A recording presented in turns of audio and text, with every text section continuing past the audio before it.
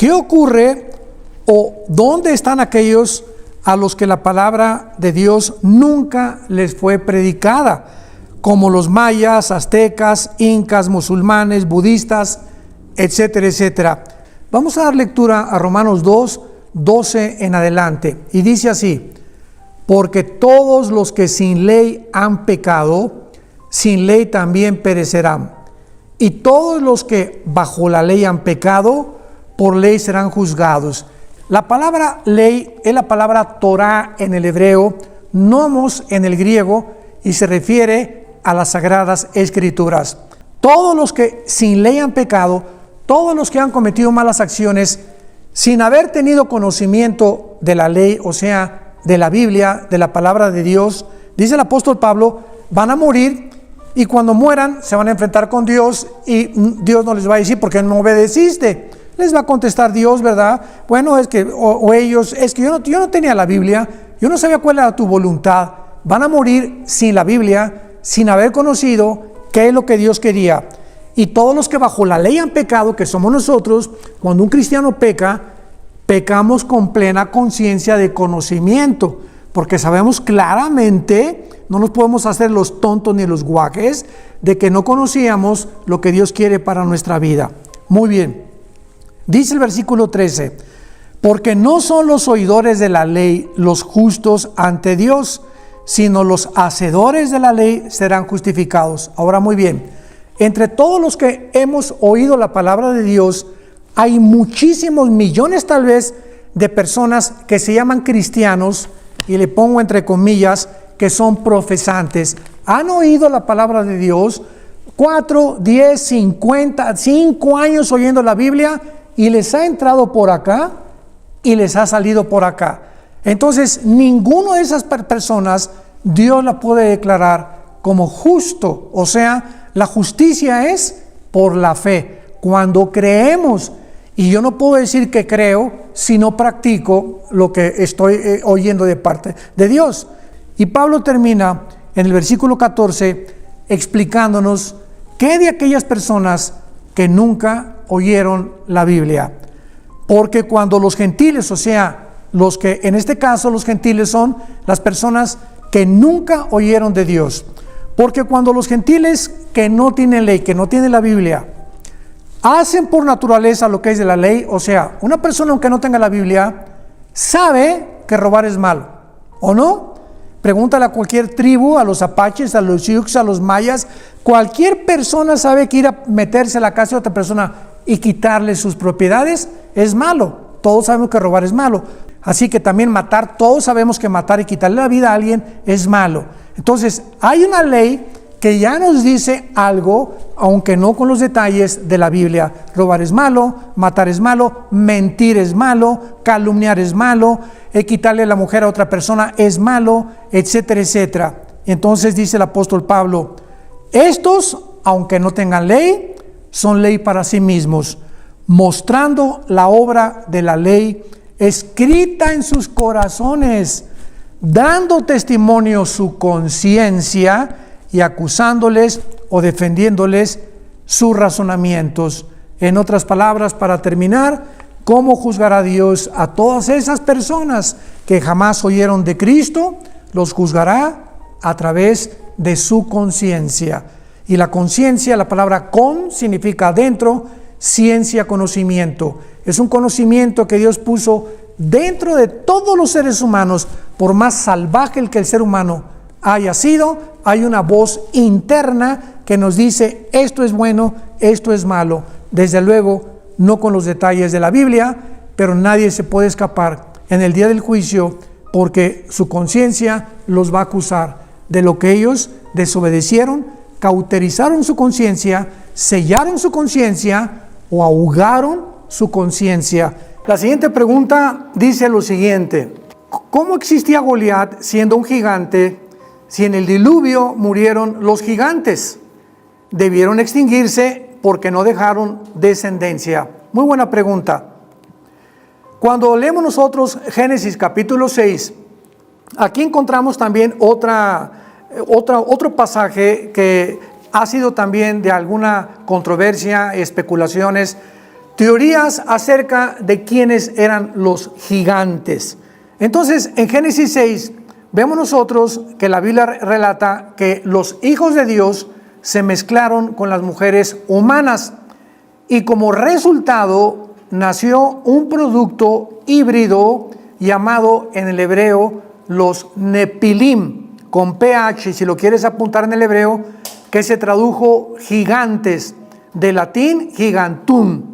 Entonces, estos gigantes, dice la Biblia que medían pues aproximadamente como 3 o 4 metros simplemente de estatura. Pero no solamente eso, sino que había otros gigantes que llegaron a medir aproximadamente de 4 a 5 metros, lo que es imposible para los seres humanos, pues aunque ha habido gente muy alta, ¿verdad?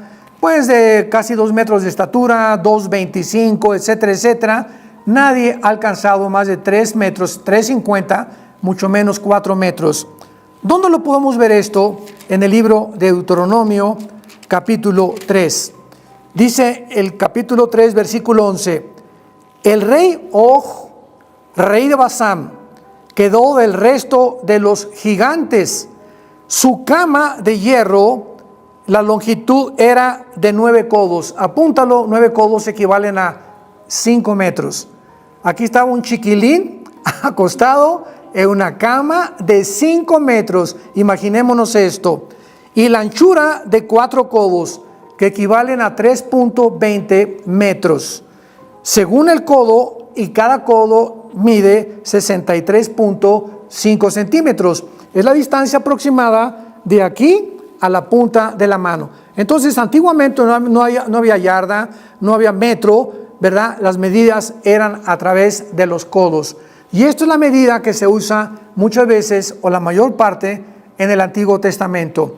Muy bien, estos gigantes poblaron la tierra 1000 años. Durante 1000 años poblaron la tierra. ¿Cómo lo sabemos? Porque en la segunda carta que encontramos aquí del libro de Samuel, capítulo 21, fue David el que acabó con los gigantes. Nos acordamos que cuando tenía David como 17 años, mató al gigante Goliat, también como de 4,50 metros de estatura. Pero veamos lo que dice la Biblia, cómo terminó David con los gigantes, para explicar por qué sobrevivieron después del diluvio. Y dice 2 de Samuel 21, versículo 18. Es de las últimas guerras de David. Otra segunda guerra hubo después en Gof contra los filisteos. Entonces Sibecaí, Husatita, mató a Asaf, quien era uno de los descendientes de los gigantes. O sea, David tuvo sus últimas guerras con los gigantes, que era la generación que tenían que sacar o expulsar de la tierra de Canaán. Hubo otra vez otra guerra contra los filisteos, en la cual Elhan, hijo de Joarem Orejim de Belén, mató a Goliat Geteo, el asta de cuya lanza era como un rodillo de telar. Después hubo otra guerra en Gat, donde había un hombre de gran estatura, escuchemos, que tenía 12 dedos en las manos y 12 dedos en los pies.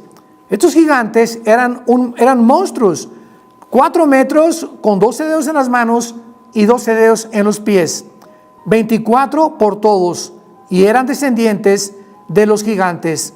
Este desafió a Israel y lo mató Jonatán, hijo de Simea, hermano de David. Estos 4 eran descendientes de los gigantes en Gad, los cuales cayeron por mano de David y por mano de sus siervos. Ahora bien, ¿cómo es que sobrevivieron estos gigantes? Y la Biblia en Isaías capítulo 26 nos revela un versículo por demás misterioso, fantástico. Isaías 26, versículo 14. Dice así: muertos son, no vivirán. Han fallecido, no resucitarán, porque los castigaste y destruiste y deshiciste todo su recuerdo. Notemos que aquí está hablando el Espíritu Santo de ciertas entidades que no van a resucitar. Y sabemos que tanto los buenos estamos hablando de la humanidad, los buenos como los malos, vamos a resucitar. Unos para vida eterna, otros para condenación eterna. La pregunta es, ¿de quién está hablando? ¿Quiénes son los que no van a resucitar? No, o sea, no pueden ser seres humanos. Es que la palabra hebrea original es refaíta, que es uno de los nombres Rafa o Rafaitas que se les daba a los gigantes en el libro de Deuteronomio y en segunda de Samuel, que acabamos de ver, capítulo 21, y pertenece a ellos. Entonces, los gigantes no van a resucitar. ¿Cómo sobrevivieron después del diluvio? Porque las almas de los gigantes no pudieron morir.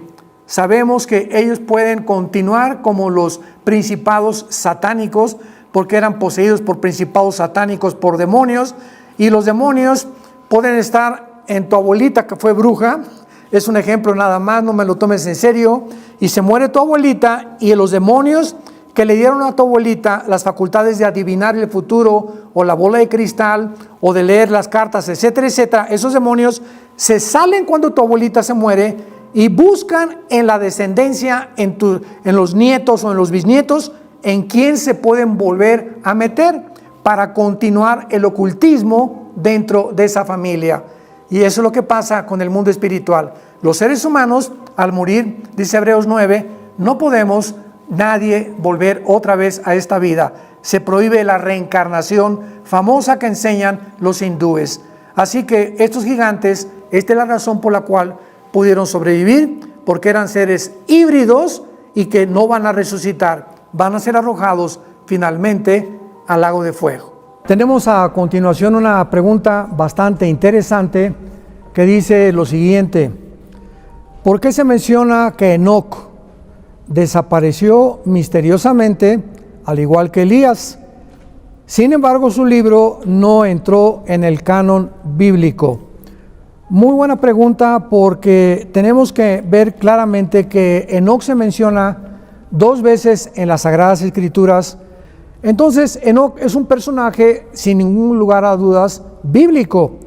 ¿Por qué no se incluyó el libro de Enoc? Porque hay un libro de Enoc que revela casi el 80% en este libro. Yo lo he leído varias veces, muy interesante, porque no está en el canon bíblico. Muy bien. Cuando los apóstoles murieron, fue el apóstol Juan el último que murió en la isla de Patmos. Sabemos que estaba exiliado por el gobierno romano, y en el año 100, o sea, 100 años después de que Cristo nace, que se llama los 100 años de la era cristiana, que comenzó la era cristiana con la época apostólica, todas las cartas de los apóstoles y los antiguos libros que se habían condensado de la Torá o de la Torá del Antiguo Testamento se unieron en lo que se llama el canon.